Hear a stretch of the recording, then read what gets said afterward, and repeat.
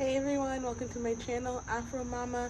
My name is Paige. I'm a first-time natural-haired mommy to a one-year-old, a new one-year-old. She just turned one last week. If you guys would like to see a 12-month update, put a comment down below. I would love to film that video. But I just wanted to come on and film today and talk about parenting styles that I subscribe to and also do not subscribe to.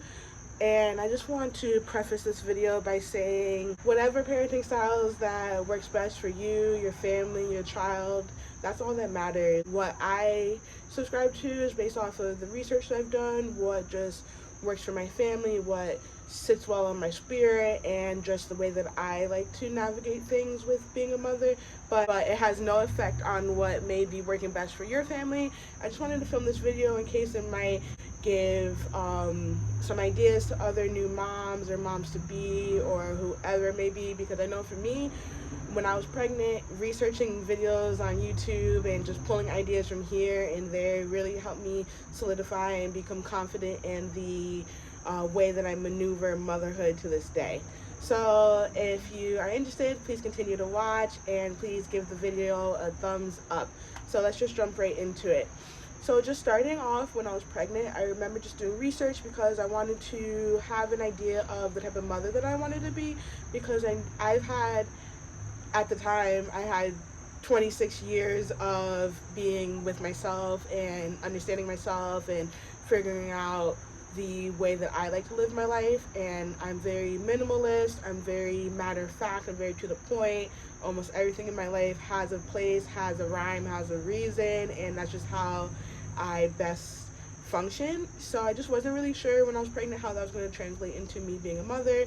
So I just remember going on YouTube, I remember searching for articles, I just remember trying to pull inspiration from anywhere. Of course, I was talking to my mom, but I'm the type of person where I need to see things and read things for it to like really click, and it needs to make sense. So I was doing that type of research while I was pregnant. I was pulling from my faith, I was pulling from other moms, I was pulling from moms of older kids, new moms, whatever that I could. I remember coming across the Montessori way of teaching and learning, and that really resonated with me, and that has a lot to do with the way that I teach Avery. But with being pregnant, I remember some of the first decisions that I made was that I didn't subscribe with having a bucket seat or a infant car seat, just because I try personally not to really make decisions solely based off of my convenience. And the only real pro that I saw for me to get a bucket seat was the ease of transporting Avery, like from the house to the car to the store or wherever we may be going, and especially like if she's sleeping. But I was quickly able to cross it off of my list because from what I read, it's just not really best to have a baby sleeping in the car seat. So it's like when you get out of the car, to take the baby out of the car seat even if they are sleeping. So if that was the case, I was like, okay, well, let me just get a convertible car seat that fits an infant. And that's what my husband and I did, and I don't regret it. It's definitely a little bit harder transport wise because she was always in our arms. Like, we'd have to take her out of the car in our arms and into wherever we were going, either in our arms. I wore her a lot. That's really what helped me when she was a newborn. But so the first controversial parenting style that I did not subscribe to was a infant car seat, and I will likely do it hopefully for the next kid. I definitely don't regret it. So also when she was an infant or a newborn, I straight away I made it known to my loved ones that I really didn't want the overstimulated type of traditional baby toys. I didn't really want the toys that didn't facilitate the baby or my baby to interact with the toy. I wasn't really fond of the toys that kind of took away that interaction. Like, you press the button, then it says something. Like, I wanted her to, or you press the button and it makes a noise. I wanted her to be able to make noise herself, discover that herself, and really learn on her own pace. So we have a lot of wooden toys. Also, we don't even have a lot of toys. We really just have a handful of toys, and that's really helped because she doesn't really get tired of them. She's had the same toys for a long time. I just keep an eye, I follow her cues. If she's seems to be disinterested in a toy, I put it away and then we will reintroduce it a little bit while later if it's still age appropriate. If she's phased out of it and it's no longer age appropriate, I put it in the storage. So when it comes to toys, we really just have like straightforward toys, a lot of wooden toys. We just got a wooden puzzle, music toys. We have a xylophone that she loves, books, a bunch of cardboard books because she can't rip the pages and she can eat it without any problem. She like actually flips the pages and like reads it out loud. It's the cutest thing in the world. I would have never thought that that's what she would care for, and I'm so glad that she does.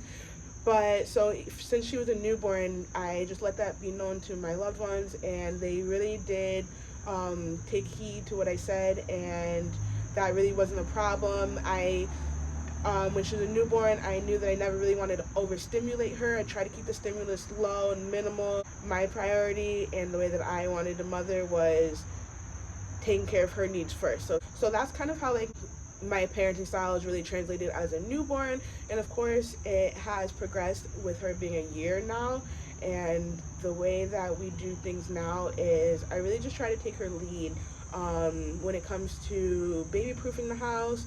I never really formally baby-proof. Like, we don't really have locks on the cabinets. I don't even really have covers on the outlets. All the outlets that we have really aren't exposed, so it's not really a risk. I try to make it so majority of the house are yes areas, and she's not really restricted, and she's able to play freely. I think that that's just the best for her because she's learned how to play independent, and I don't really have to be like, no, Avery, no, no, no, no, and she can really just explore. Parenting style that I really resonated with was letting her lead her play, and that's part of the Montessori learning. I let her go to what she wants to play with. I don't really direct her play. If she's sleeping, I think she just woke up. She's okay. I don't really interfere with her play. If she wants to play with the book this moment, play something else the other moment, that's perfectly fine. I just take her lead, and that really has worked best for us because she's learned how to play independently. I try not to just simply say no. If something is dangerous, I tell her it's dangerous, don't touch that, that's dangerous, it's chemicals, electricity, whatever it may be. I try to explain myself so that she learns, and I learned that with that type of stuff, it's all about being consistent. Not everything with parenting is linear, but when it comes to type of discipline, it's about being consistent and just letting her know and just repeating myself. Other things in parenthood is definitely not linear, and it is a roller coaster, which is perfectly fine. Like, say, like feeding. I know with us breastfeeding, we would breastfeed, then we would bottle feed, formula sometimes, then we'd give her, I'd pump for a little while, and she would mostly have my breast milk in a bottle. So that type of, those aspects of parenting is definitely not linear, and that was something that I had to learn, and being okay with the fact that it's not linear really gave me peace of mind. But when it comes to discipline, those type of things definitely have to be pretty consistent, and you can't really deviate because babies definitely thrive off of routine, and that's what I am starting to learn with her becoming a toddler. But I just try not to simply say no. Like, there are times obviously when she's in danger or at risk of hurting herself, and I just have to say no, and there's no question about it. But other times, and when I can, I try to give her an explanation just so that she can learn why I'm saying no. When it comes to sleep, that hasn't been linear as well. We sleep trained when she was younger. We did the Ferber method. I would check on her in intervals and just reassure her that she's okay, and that really worked well for us. She slept really well for about 10 to 11 months. Once she started teething, she just required some extra comfort, which I was so fine with. Whatever she needs in the moment, that's what I'm learning. I'll give her whatever she needs in the moment and take it moment by moment. There's no reason to rattle my brain and be like, wait, she didn't used to like this a month ago. Yeah, no, she didn't used to like it a month ago, or she didn't need that a month ago, but she needs it now, which is fine. So I just give her what she needs in the moment. And when she was teething, she just needed some extra soothing, but that extra soothing sort of turned into a bad habit, and she was just requiring a lot of settling down, like 2, 3, 4 times during the night. So I had to re-sleep train her a bit when she was just shy of a year, which was harder because she was older. But when she was first teething, she would come into our bed and we would co-sleep for half of the night, which at first worked for us, which was perfectly fine, but it became that it wasn't working for her or us. So that's when I was like, okay, well, now we will sleep train. So we did that, and she's now sleeping back in her bed. So when it comes to sleeping, those parenting styles, I just reside with whatever works in the moment, whatever's best for the baby and best for the family is what's best overall. So co-sleeping might be best for a couple days, but then baby being back in the bed when they're not sick, when they're not teething so badly, is what's best for the baby. So just going with the flow. That's really the theme of my parenting overall, going with the flow and taking each moment for what it is in that moment, and not comparing myself against other parents of a 1-year-old or comparing my baby against other 1-year-olds, because it really is individual and it's so subjective. And at the end of the day, these little tiny problems or difficulties aren't going to be relevant in 8 years. They're just not. And you're not even going to be like asking these type of questions 8, 10, 12 years from now. So just getting by and doing the best that you can in the moment, I think, is really the best thing to do when it comes to parenting, and just giving yourself room for grace and room for forgiveness, and just taking it easy on yourself as parents a little bit, because you can just do the best that you can. And at the end of the day, as long as that's what you're thinking about, your baby is going to be given all the tools that they need to become productive and successful adults. Because for me,